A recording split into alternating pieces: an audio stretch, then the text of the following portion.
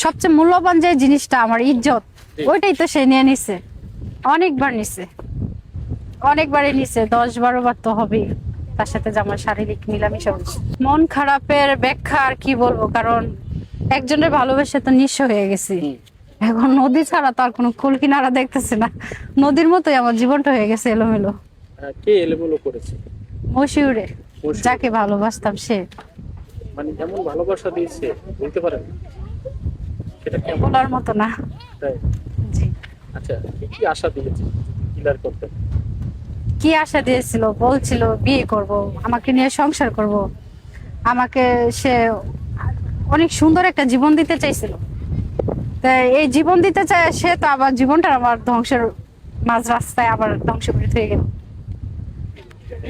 কি কি নিয়েছে আপনার কাছ থেকে আসলে, অর্থ বা? অর্থ আমার নাই, আর নিব কি? এমনি অর্থ বলতে, ও যদি মাঝে মাঝে কোনো বিপদে পড়তো তাহলে 2-3 হাজার টাকা করে এরকম করে হেল্প নিত আমার কাছ থেকে। এইভাবে মনে করেন 40,000 টাকার মতো তার কাছে আমার আদান প্রদান হয়। আর